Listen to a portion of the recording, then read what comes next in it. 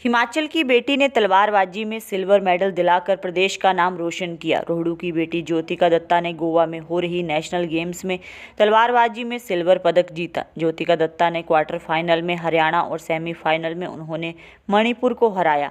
Final मुकाबले में ज्योतिका दूसरे स्थान पर रही। हिमाचल की बेटी राष्ट्रीय और अंतर्राष्ट्रीय मुकाबले में अब तक 30 मेडल जीत चुकी है। ज्योतिका अब तक 4 नेशनल गेम्स खेली हैं और 3 बार हिमाचल का प्रतिनिधित्व किया है।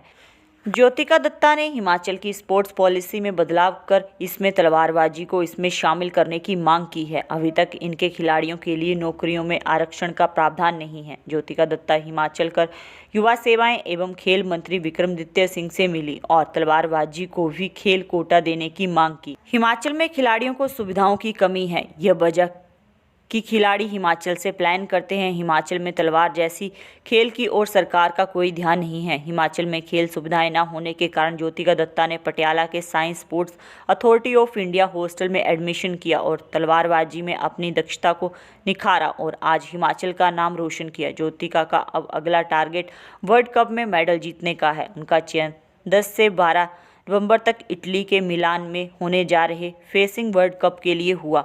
वर्ल्ड कप में देश की मात्र 4 लड़कियां हिस्सा ले रही हैं, जिनमें ज्योतिका भी शामिल है। मेरा नाम ज्योतिका दत्ता है। मैं तलवारबाजी की एक खिलाड़ी हूं, जिसको इंग्लिश में फेंसिंग कहा जाता है, और मैं हिमाचल रोहडू की रहने वाली हूं, बनचुना गांव से।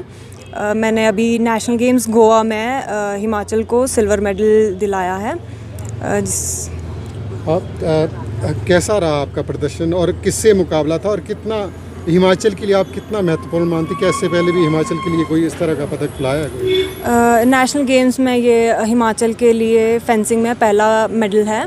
फेंसिंग में पहली बार स्पोर्ट्स पर्सन मैंने और एक लड़की और ने मेडल जीता है फेंसिंग के लिए, हिमाचल प्रदेश के लिए।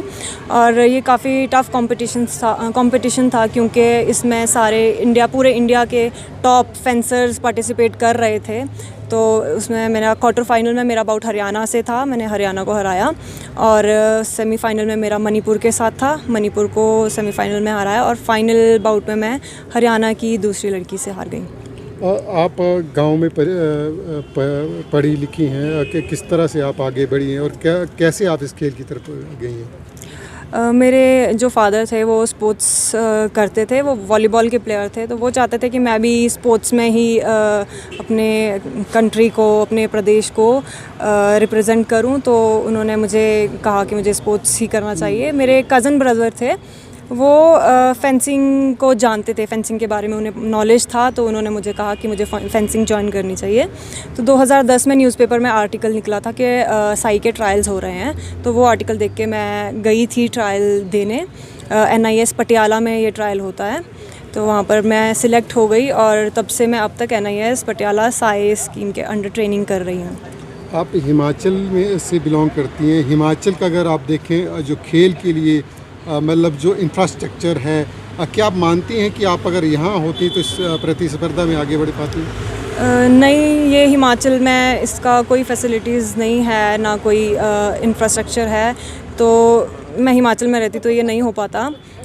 इसीलिए यहाँ पर नहीं था ये स्पोर्ट, तो इसीलिए मैं 2010 में ही, आज से 13 साल पहले पटियाला पंजाब चली गई। मैं चाहती हूँ कि हिमाचल में भी ये सब हो, क्योंकि हिमाचल की जो एटमॉस्फेयर है, क्लाइमेट कंडीशंस है, हाई एल्टीट्यूड ट्रेनिंग यहाँ पर होता है। तो मैं चाहती हूँ यहाँ पर ऐसा इंफ्रास्ट्रक्चर हो, फैसिलिटीज़ प्रोवाइड की जाए, ताकि मेरी तरह और भी प्लेयर्स निकल के आएँ और देश प्रदेश का नाम रोशन करें। अगर हम पड़ोसी जो स्टेट्स हैं उनका कंपैरिजन करें तो हिमाचल को किस स्तर पे आंकती हैं आप जो स्पोर्ट्स के इसमें?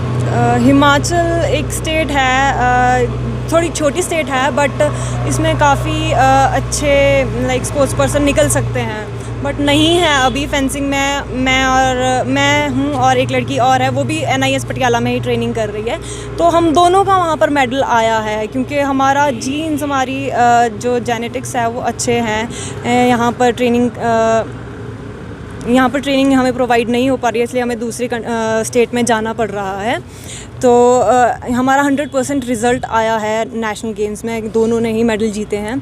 तो मैं चाहती हूँ यहाँ पर इंफ्रास्ट्रक्चर हो, प्रोवाइड की जाए हमें फैसिलिटीज़, तो यहाँ से और भी खिलाड़ी निकल के आएंगे और अच्छा करेंगे और नशे से भी दूर रह पाएंगे। अगर आपको कोई दूसरा स्टेट कोई जॉब का ऑफ़र करता है, क्योंकि नेशनल लेवल पे इतना बड़ा जो आपने एक अचीवमेंट ली है, तो हिमाचल को कैसे देखते हैं कि हिमाचल में भी तक आप लोगों का, क्योंकि खेल में भी कोटा नहीं है, तो फिर कैसे देखेंगे? हाँ, फेंसिंग अभी स्पोर्ट्स कोटा में नहीं है, जबकि ये एक ओलंपिक स्पोर्ट भी है। तो थोड़ा हमें बुरा लगता है, हमें इतना मोटिवेशन भी नहीं मिलता है कि हम कुछ कर पाएँ, हम अच्छा करें, क्योंकि हमें कैश अवार्ड नहीं मिलता है, जबकि दूसरी स्टेट्स को काफ़ी कैश अवार्ड्स दिए जाते हैं। मेरे साथ में जो लड़की एशियन गेम्स गई थी, उसको उसकी प्रिपरेशन के लिए ही 7 लाख, एशियन गेम्स की प्रिपरेशन के लिए 7 लाख मिले थे, और हम वापस आ गए, हमें अभी भी कुछ नहीं मिला है।